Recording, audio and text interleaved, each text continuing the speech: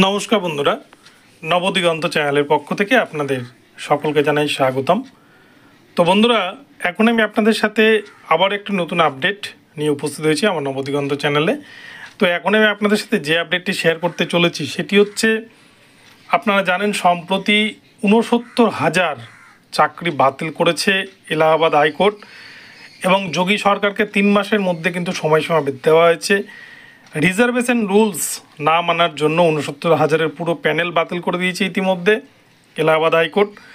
তো এলাহাবাদে যদি হয় তাহলে পশ্চিমবঙ্গে নাই কেন, এই নিয়ে কিন্তু প্রশ্ন তুলছে একদল চাকরি প্রার্থী। তো এই প্রসঙ্গে আপনাদের বলি, ৪২,৯৪৯ প্যানেলেও কিন্তু রিজার্ভেশন রুলস একই নিয়ম, একই কারণ। উত্তরপ্রদেশে যে কারণে চাকরি বাতিল হয়েছে এক্ষেত্রেও কিন্তু একই রকম কারণ রয়েছে। তো এই ৪২,৯৪৯-এর রিজার্ভেশন রুলস নিয়ে কিন্তু নতুন করে কলকাতা হাইকোর্টে আবার জলঘোলা শুরু হতে লেগেছে। এই নিয়ে নতুন নতুন মামলা দায়ের হচ্ছে। তো আপনাদের সাথে বিস্তারিত ভিডিওতে আলোচনা করতে চলেছি। তবে তার আগে বলি, যারা ৩২,০০০ প্যানেলে বঞ্চিত ক্যান্ডিডেট আছেন বলে মনে করছেন, তাদের জন্য কিন্তু কিছুটা হলো আশার আলো জাগছে। তো আপনাদের সাথে সমস্ত কিছু এই ভিডিওতে আলোচনা করবো। আপনারা সম্পূর্ণ ভিডিও দেখুন, ভিডিওটি আপনাদের জন্য ভীষণ ইনফরমেটিভ হতে চলেছে। তবে তার আগে বলি, যারা প্রথমবার চ্যানেলটি দেখছেন আপনারা অবশ্যই চ্যানেলটিকে সাবস্ক্রাইব করে দেবেন। তো চলুন তাহলে আমরা বিস্তারিত দেখে নিই। তো বন্ধুরা, যেটা উত্তরপ্রদেশ হাইকোর্ট করে দেখাতে পেরেছে সেটা পশ্চিমবঙ্গ পাচ্ছে না কেন, বা কলকাতা হাইকোর্টে এই নিয়ে ইতিমধ্যে কিন্তু ৩২,০০০ প্যানেল বাতিল রয়েছে, যেখানে ১৫টি কারণ ছিল, তার মধ্যে কিন্তু রিজার্ভেশনের একটি কারণ উল্লেখ রয়েছে।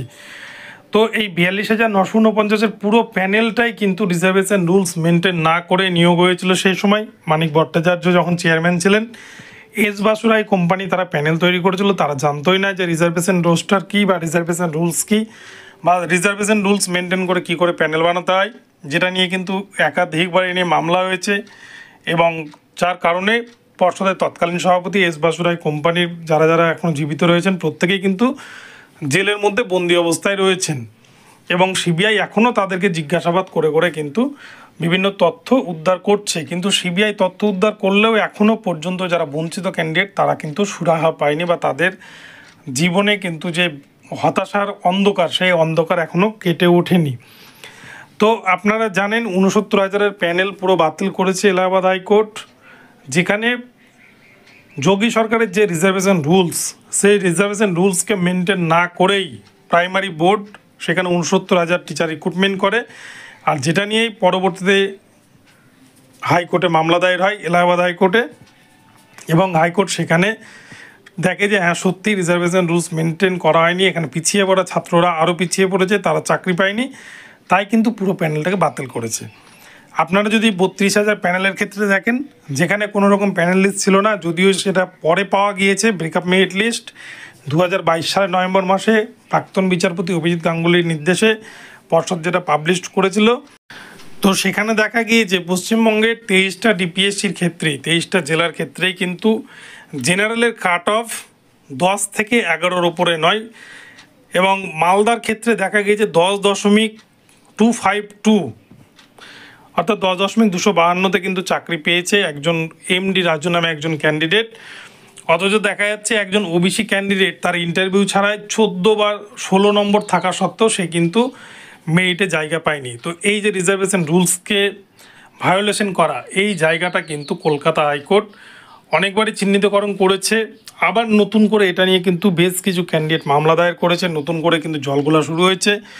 তো এই নিয়ে নতুন নতুন মামলা প্রতিটা জেলা থেকে দায়ের হচ্ছে, এবং এই মামলার কারণে জাস্টিস অমৃতা সিনহা ম্যাম তিনি কিন্তু একটি ভালো নির্দেশ দিয়েছেন বেশ কয়েকদিন আগে, এবং এর ফলেই হয়তো সমস্ত বঞ্চিত বেকারদের আশার আলো জাগছে, এবং রিপ্যানেল হওয়ার কিন্তু প্রবল সম্ভাবনা রয়েছে। এই পুরো প্যানেলটা অলরেডি ৩২,০০০ প্যানেল কিন্তু রিপ্যানেল করার নির্দেশ দিয়েছিলেন জাস্টিস অভিজিৎ গঙ্গোপাধ্যায়। তিনি ১৫টি কারণের উপর ভিত্তি করে এই ৩২,০০০ প্যানেলকে রিপ্যানেলের অর্ডার দিয়েছিলেন। আর এবারে জাস্টিস অমৃতা সিনহার ইজলাসে যে সমস্ত মামলা হচ্ছে, কাট অফ মামলা বা রিজার্ভেশন মামলা, এক্ষেত্রেও কিন্তু উত্তরপ্রদেশের ৬৯,০০০ প্যানেলের মতোই একই রকম মামলা দায়ের হচ্ছে, এবং এক্ষেত্রে এই ৩২,০০০-এর প্যানেল কিন্তু আগামীতে রিপ্যানেল হয়তো হতে চলেছে।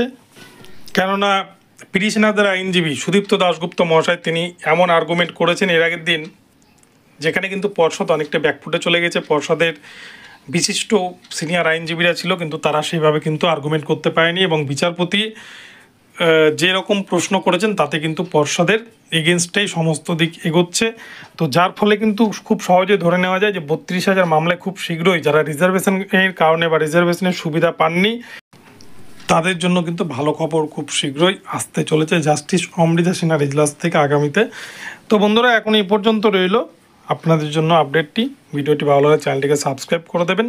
তবে আবারও বলি, 69,000 চাকরি যখন উত্তরপ্রদেশে এই রিজার্ভেশন রুলসকে কেন্দ্র করে বাতিল হয়েছে, পশ্চিমবঙ্গের ক্ষেত্রেও কিন্তু 32,000-এর প্যানেল আবারও বাতিল হতে চলেছে, হয়তো এই রিজার্ভেশন রুলসকে ভায়োলেশন করার জন্য। তো ভিডিওটি ভালো লাগলে চ্যানেলটিকে সাবস্ক্রাইব করে দেবেন। ধন্যবাদ।